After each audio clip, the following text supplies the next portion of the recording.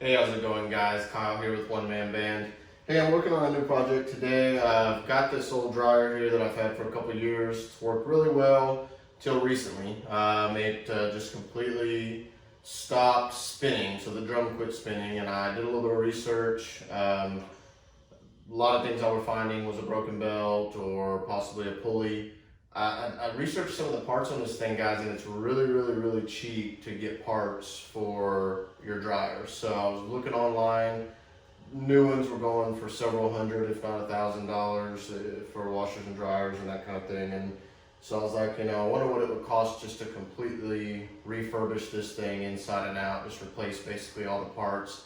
So I got a new motor, a new heating element, a new pulley, new wheel bearings, all new parts, and it came out to like 150 bucks. So I'm gonna go through this thing today and replace everything on it.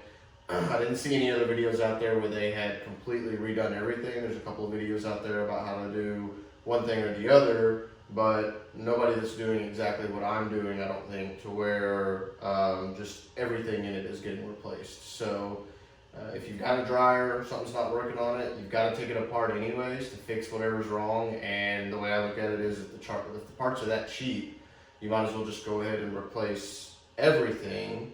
And then that way, you put it all back together, plug it in, and it actually works. So I've got a new motor, got a new everything for the internals. I'm gonna replace all that, and I'll show you guys how I do that so that you'll know how to do it. Thanks. So here's all the new parts, guys. We've got the new belt to go around the drum there in case your belt's broken. Here's a new pulley wheel that goes right by the motor.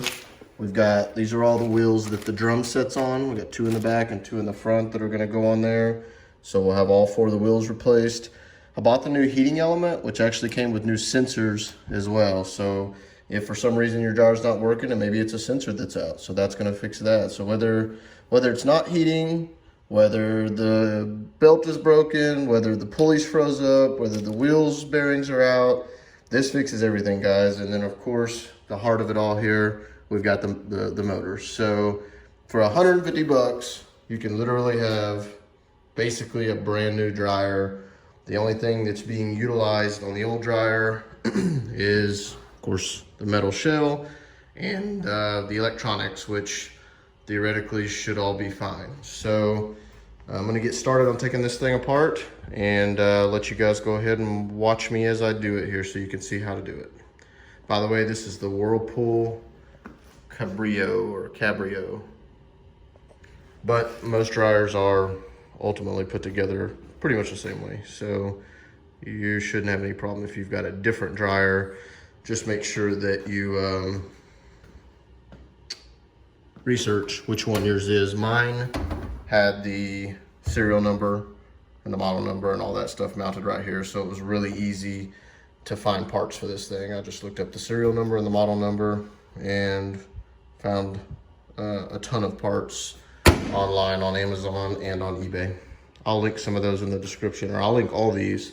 Everything that I got here, I'll put in the description of the video so that it makes it easy for you. Thanks. Okay, so to start with here, we're going to remove the front of the cover on the dryer. There's just a couple of push pins there that you have to clamp down with a flathead screwdriver. And then there's 3 1/4-inch screws that hold this front plate on.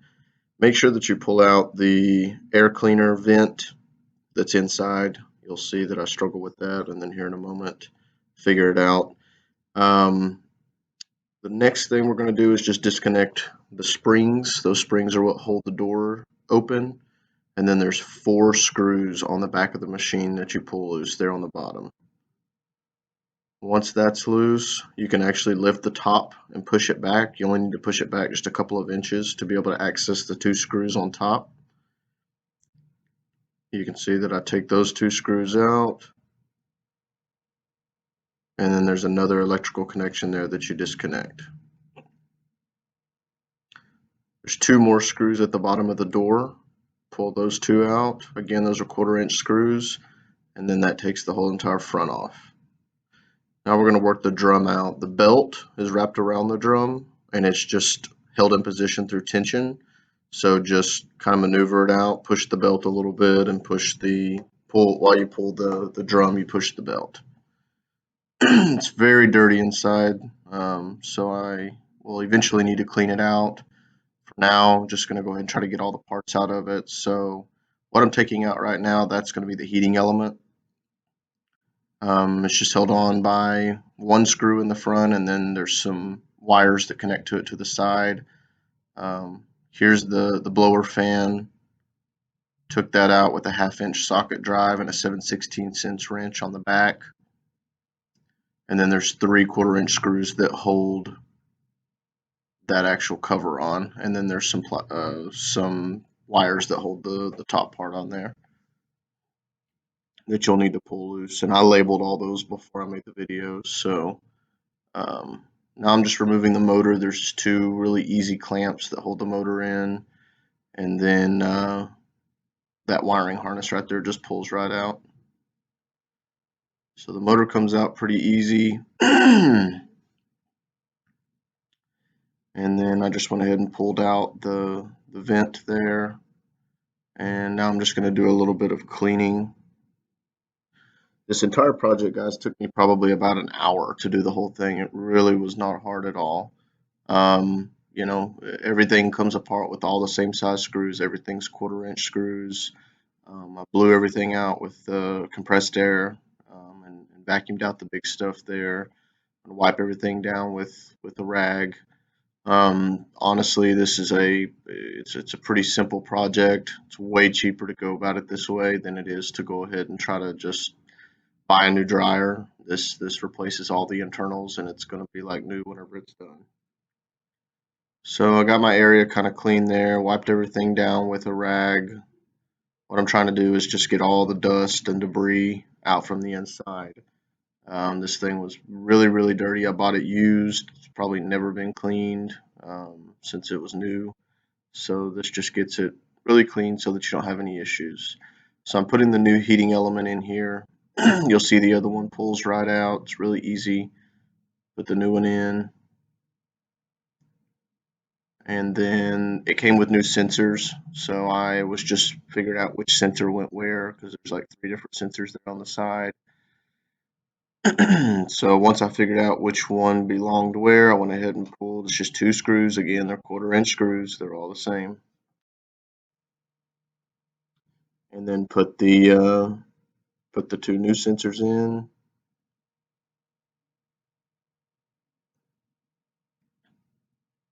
Screwed on the plate that holds it down again. Put it back in there, and then I just got to put that 1 1/4-inch screw on there and reconnect the sensors. I had all those wires labeled, so it made it really easy to just go ahead and reconnect them where they were.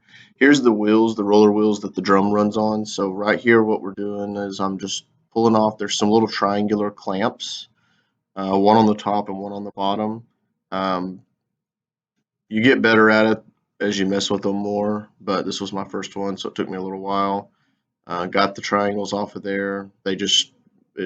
Force is all that you can do to really get them to come off. So I pulled on them and got them to come off of there. And then the wheel just slides right off. So I cleaned the spindle really well to make sure that I got all the dirt and debris and all that kind of stuff off of it. And then what I'm doing now is just getting the other wheel prepared.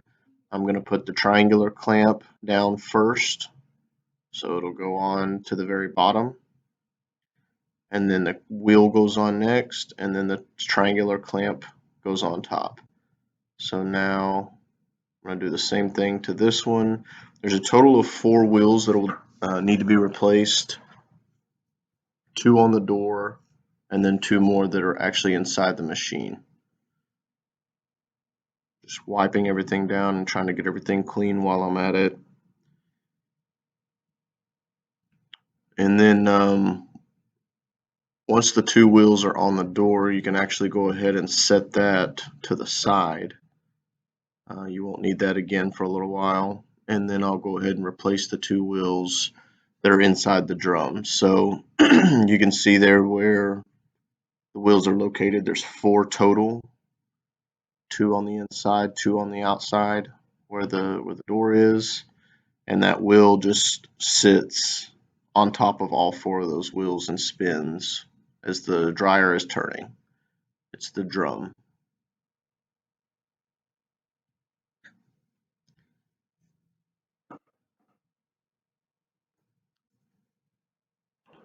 Those were a little bit difficult to get to just because of the confined space. So it made it slightly more challenging to replace the 2 in the back than it did the ones on the door. But that's why I did the ones on the door first, because I wanted to kind of get the hang of it and figure out how to do it while I was in a little bit of an easier spot. And then, as once I started doing it, it became a lot easier to kind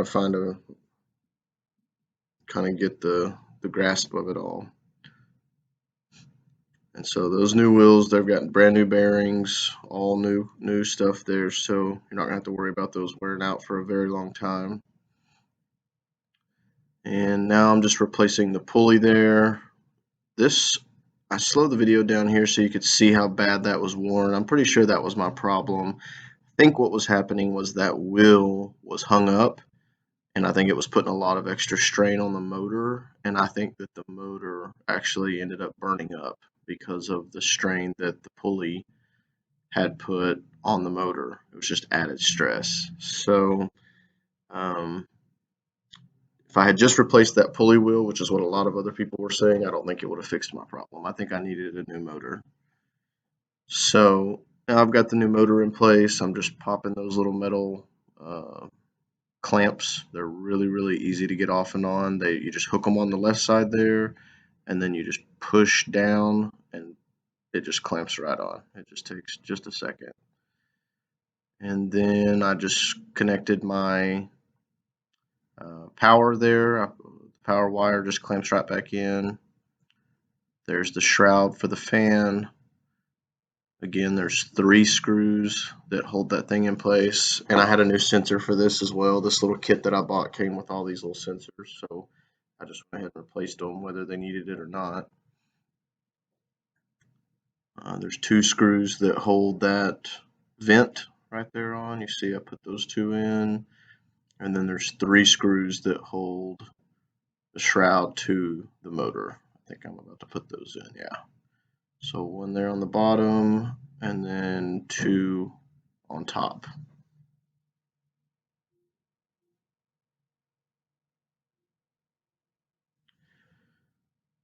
So now just getting ready to put everything back together. The drum is what you want to put in first. That's going to be, I got a little ahead of myself here, so it's not time for the door yet. I almost forgot to put the belt back on, but then I realized that I needed to put the belt on first. The belt, I want to say, is probably the most challenging part of this entire thing. It took me quite some time to be able to get the belt put on. It fought me every step of the way. There's just very, very little space to be able to work in there. And then especially when it's a brand new belt, it makes it even more difficult because the belt was all wound up and it was twisted and just really difficult to deal with. What I ended up doing that actually helped me was I took some tape. You'll see me pulling some pieces of tape off there, and I taped it to the drum all the way around as far as I could reach. And that helped keep the belt kind of flat and in place until I could position it on the pulley appropriately.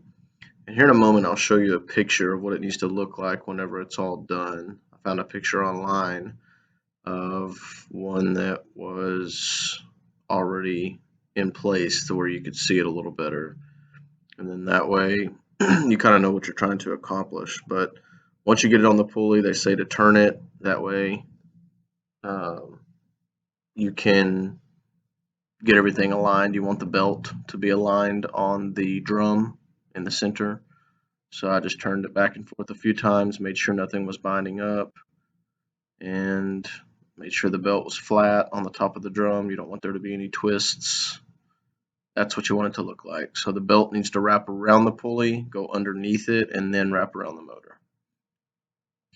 Okay, now it's time for the door. So you kind of have to do a couple different things at once here. You got to raise up on the drum, stick the door underneath it, because there's those rollers on the front of the door there.